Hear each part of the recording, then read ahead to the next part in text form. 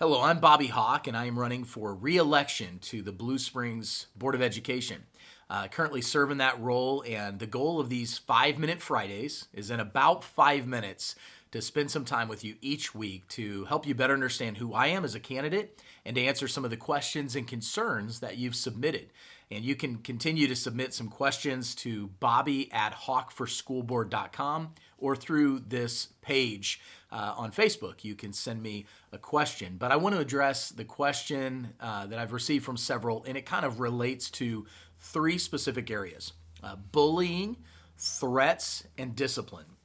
And I feel like this video is timely today because of some of the recent events that we've had in our school district, even earlier this week at the Freshman Center. And so let's talk about, first of all, let's talk about bullying. I know that's a concern for many parents, as it should be. And I want to just kind of let you know that our district, of course, does not tolerate bullying. We do not want kids bullying other kids. And there's not one teacher that I've ever met or one administrator that I've ever talked to, certainly none of our school board members, that think that bullying is okay. However, keep in mind what we inherit in the school district, in the classrooms. A lot of the behavior that is inherited in the classrooms, it stems from home. And those are circumstances that, to be quite honest, are outside of our control. So the first aspect of bullying is make sure as a parent that you're not teaching or modeling that behavior. Now, I know that seems like it goes without saying, but it also should help give us a little bit of empathy and understanding that there are kids who come from challenging situations at home and they bring that behavior into the classroom. Now, should that behavior be accepted and tolerated? No, but we work with a lot of different type of students from a lot of different home backgrounds, and so we have to make sure we understand that. Now, bullying should not be tolerated. If you've had a problem with bullying, very simply, the process is this. You talk to the teacher first. Not social media, you talk to the teacher first. After talking to the teacher, if you feel like it's unresolved, then you talk to a building administrator. That would be an assistant principal or a principal. If that still is not resolved, then you can contact central office, talk to one of the assistant superintendents, and if needed, there is a formal process to escalate it to the board. But the board members like myself, in a volunteer role, we are there to make policy, not to micromanage staff. So there's a process that needs to be followed, and if it escalates to the level of the board and we need to get involved at some level, then we can through a formal process. Let's talk about threats. There's been threats lately this school year. You've probably seen them on social media. Some of you have received emails because it relates to your student and the school that they attend. We do have a process. In fact, we have a policy, and threats can lead to expulsion. This school year alone, we've had 7 expulsion hearings as a board. And I will tell you that in similar situations where threats have been made, students have been expelled. But again, there's a discipline process that must be followed. And so that's going to lead me kind of to the last point.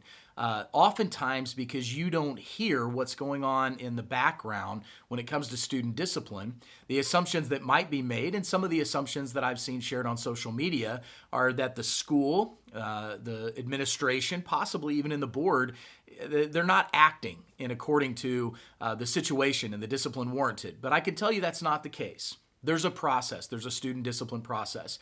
And very quickly, to explain that, a building principal has the ability to suspend a student out of school up to 10 days. That's the max that a building principal can suspend.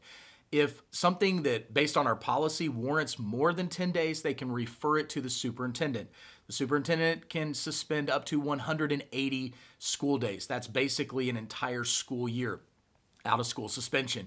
If the act, whether that's a threat written on a bathroom wall, whether that's bringing a weapon to school, anything that would arise to the level of board policy that could result in expulsion, the superintendent can then refer that to the board for expulsion. The board at that time can decide to either have an expulsion hearing to hear the evidence, or they can refer that back to the superintendent, who again can only suspend for 180 days. At the end of an expulsion hearing, the board can decide whether they want to still refer it back to the superintendent or if they want to pursue expulsion. And as I've said, we've had several hearings, and similar situations have ended up in expulsion. Now, there's student privacy laws that we all have to protect. That's why I can't discuss situations. I can't discuss students. not really schools that are involved in these things. But I just want you to know there is a discipline process. It is a formal process. Threats, student safety, anything that is a threat to student safety is taken very seriously by this board and administration. And if you're having a problem with your kid being bullied in any way, shape, or form, while social media has made it so much more difficult and really enhanced the problem, while home environments contribute, there's no excuse for bullying, and I believe our teachers and administrators want to take action against that, but you do need to follow the process. Teacher first, building principal, and then if needed, central office, and possibly the formality of escalating it to the board. I hope this helps when it comes to student discipline, when it comes to threats, when it comes to bullying. We want this to be a safe environment for all students, including yours, those that are watching this.